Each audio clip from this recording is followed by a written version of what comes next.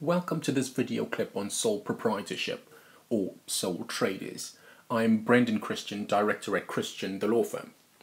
Sole proprietor or sole trader, what is that? A sole proprietor or sole trader is first and foremost a business.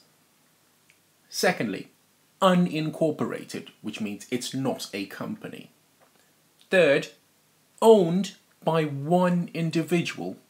And fourth, usually run by that individual also.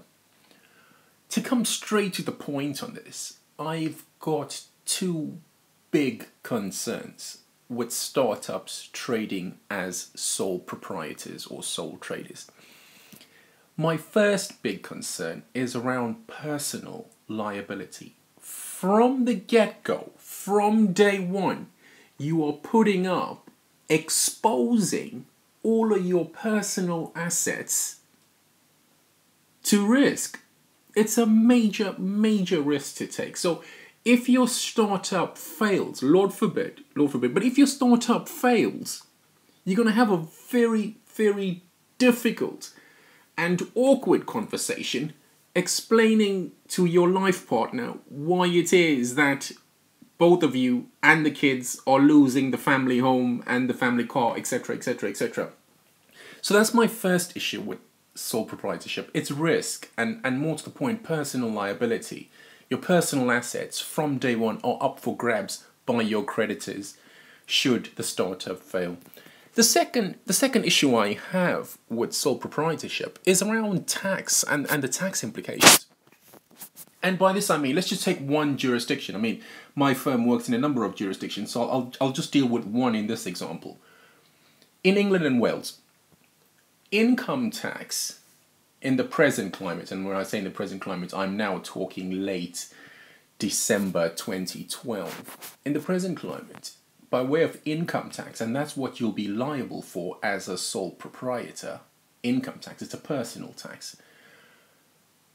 If the startup succeeds, and let's just say, touch wood, all goes well, let's just say you're earning more than £50,000 per annum, the income tax rate would be about 40% of that. And remember, income tax is a tax on turnover. It's a tax on turnover.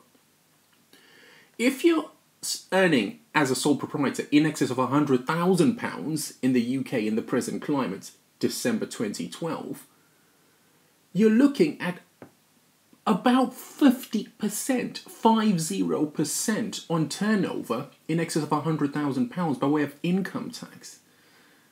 That's a big knock to take. Contrast that with a company. Let's just say you had chose to incorporate from day one, and so you had a private limited company. Same amounts of money now, £50,000 that the company made in its first year. Corporation tax, which the company is liable for. Corporation tax is only a tax on profits, unlike income tax, which is a tax on turnover. Corporation tax is a tax on profits. And so potentially on around £50,000, well, depending of course on what the profits were, remember, because we'll need to look at losses, etc., expenses and so forth. Depending on what the profits were, you're looking at about 23 to 25% tax on that. That's corporation tax on the profit. So I mean, you do the math, £50,000 being up for grabs, 40% tax, income tax, vis-a-vis a company, 23% tax, and it's only on the profits. It's not on turnover. That's corporation tax for you. So I mean, with those two considerations in mind, personal liability being the first and the tax implications, I'd say think long and hard before you start as a startup, as a sole proprietor. I'm Brendan Christian, the law firm. Thank you very much indeed.